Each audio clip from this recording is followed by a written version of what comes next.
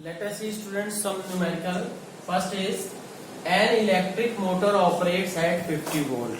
ठीक, तो supply and draws a current 12 ampere. If motor is a mechanical power of 150 watt, what is the percentage efficiency of the motor? अब देखिए motor operates at 50 volt, मतलब इसका ये input क्या है, V इनपुट क्या है 50 वोल्ट है और I कितना है 12 एम्पियर 12 एम्पियर।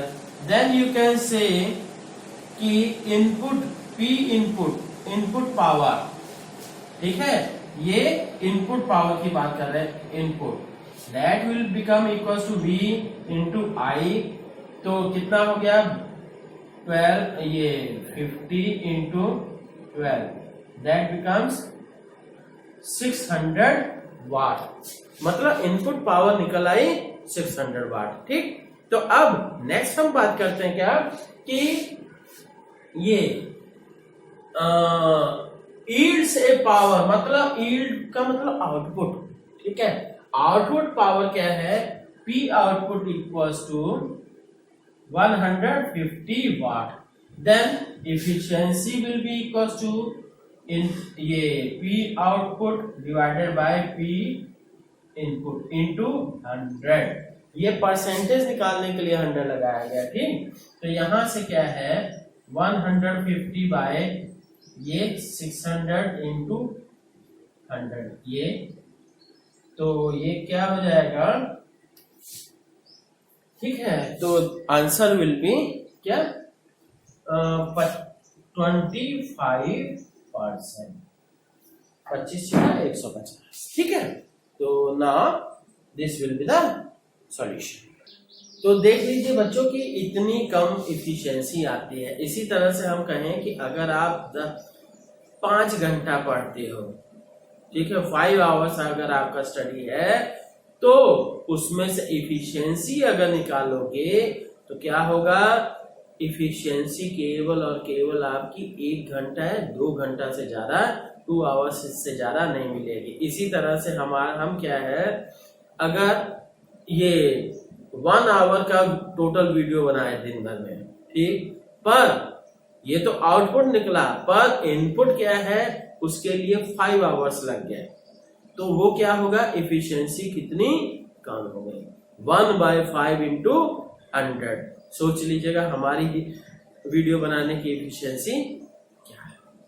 ठीक है, let us see next question. A heater coil is rated 100 watt 200 volt, ठीक है, तो ये क्या है P equals to 100 watt and volt equals to 200 volt.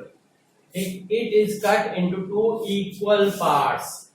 कोई तार है हीटर की, उसको हमने 2 इक्वल पार्ट में काट दिया, तो क्या होगा, सिंपल सी बात है, उसका रेजिस्टेंस डिवाइड हो जाएगा बराबर बराबर, ठीक है, इक्वल ड्राइव। तो अब यहां से क्या ये हो गया, फिर connected in parallel to the same, ये हो गया P1 V1 करते हैं। तो अब क्या रहने देते हैं ऐसे ही, ठीक, तो अब सप्लाई वोल्टेज क्या है Vs कर देते हैं, V सप्लाई क्या है 200 volt. Calculate energy liberated per second मतलब पावर निकालनी है ना। तो अब क्या करेंगे, ऑफ न्यू कॉम्बिनेशन, तो सबसे पहले तो इन दोनों का रेजिस्टेंस निकालेंगे, since you know P equals to V square by R, तो R इक्वल्स टू क्या हो जाएगा V स्क्वायर बाय P। तो V के स्थान पे कितना है, ये वाला नहीं लेना है, ठीक, यहाँ पे कुछ अलग वैल्यू होगी तो वो अलग हो जाएगा ये बात। तो पर क्या है, यहाँ की हम बात करते हैं 200 volt, 200 volt into 200 volt divided by 100, तो क्या हो गया 2 दूनी 4, 4000 और 400 ओम, resistance will be 400 Om.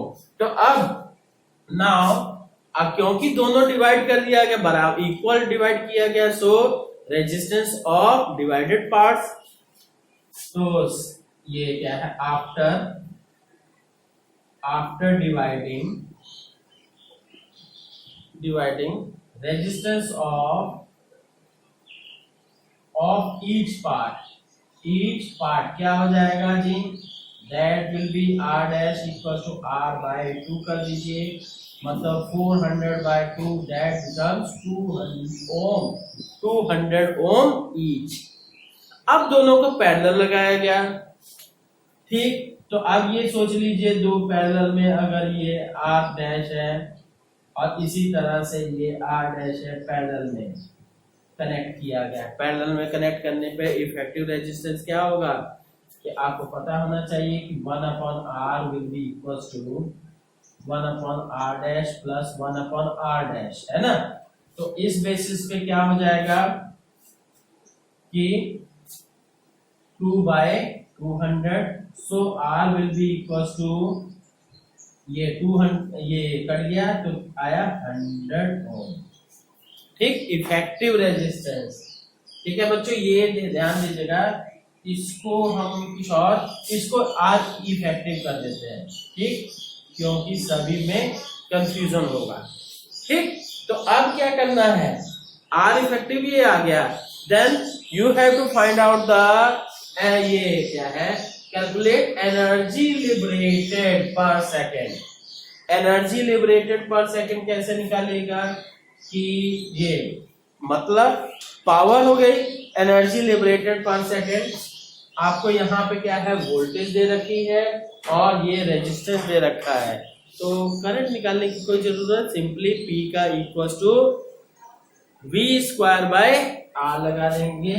Energy liberated per second क्या हो जाएगा, P will be equals to V² by R, मतलब V की वैल्यू 200 इंटू 200 डिवाइडेड बाय 100, ठीक। तो ये क्या आ गया, again power will be 400 watt per second, ठीक है। यहाँ वाट पर, सॉरी ये पावर है ना, पावर है तो वाट ही रहेगा, और फिर इसके बाद पर सेकेंड, ठीक है। नेक्स्ट क्वेश्चन है, an electric bulb is marked 100 watt 230 volt. P1 की वैल्यू 100 वाट कर दी है और V1 की value 230 volt. If the supply voltage, ठीक है, ये ध्यान रखिए, supply voltage drops to 115 volt, supply voltage 115 volt है। What is the heat and light energy produced by the bulb? ठीक, EF की वैल्यू आपको निकालनी है। इन टाइम कितना है, in time 20 minutes, in T equals to 20 minutes, ठीक। बच्चों सबसे पहले तो आपको पता होना चाहिए कि टाइम अगर ये मिनट है तो इसको क्या करना है चाहिए सेकंड्स में। 20 इंटू 60 क्या हो जाएगा, that will become 1200 seconds, clear. अब इसके बाद क्या करते हैं कि आपको आउटपुट एनर्जी निकालनी है, तो इसके लिए क्या है, वोल्टेज दी हुई है, वोल्टेज के बाद पावर और इनपुट, ये पावर इसकी वोल्टेज दी है, इसका मतलब इन दोनों से आप क्या है रेजिस्टेंस निकाल सकते हैं, ठीक। तो रेजिस्टेंस करते हैं जी, R will be, since you know P equals to V² by R, तो इसलिए R1 equals to V² bye P, तो 230 इंटू 230 डिवाइडेड बाय 100, तो 23 इंटू 23 क्या हो जाएगा, that will become equal to 529 ohm, ठीक है। तो ये हो गया। तो अब यहां से ये तो रेजिस्टेंस की वैल्यू आ गई नाउ, ठीक बच्चों। अब ये ध्यान दीजिए थोड़ा सा कि हम कौन सा फॉर्मूला यूज कर रहे हैं और क्यों यूज कर रहे हैं। P इक्वल टू आई, ये I² इंटू R नहीं यूज कर रहे हैं, ठीक है। क्यों नहीं यूज कर रहे हैं आप सोचिएगा, ठीक।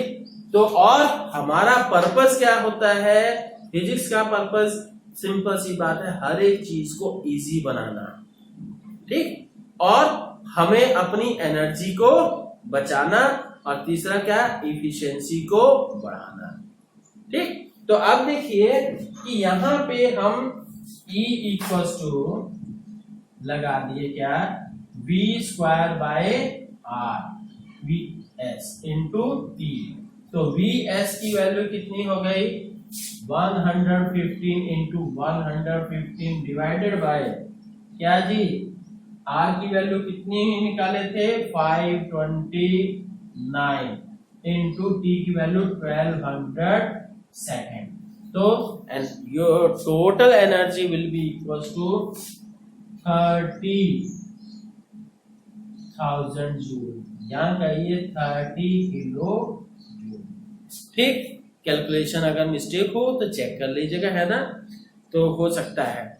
तो अब एक चीज और पूछ रहा है, calculate the current flowing through it, इसमें से कितना करंट फ्लो हो रहा है। तो कैसे निकालिएगा, ये देखिए रेजिस्टेंस पता है, ये यहां से आपने रेजिस्टेंस निकाल लिया, और रेजिस्टेंस निकाल लिया, और क्या है, वोल्टेज, अप्लाइड वोल्टेज कितना है, ठीक है, supply voltage 115, since you know Vs equals to I into R। तो यहां पे I क्या है, करंट, तो ये क्या है, I will be equals to Vs by R।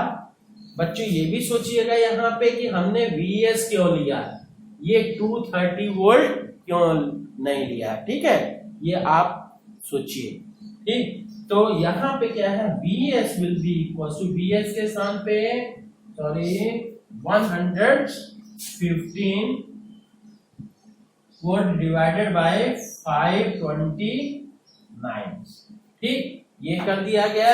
Then you will get answer that will be equal to 5/23 ampere, ठीक है बच्चों, ओके। और बच्चों इन सब न्यूमेरिकल्स की प्रैक्टिस करिएगा, ओके, थैंक यू।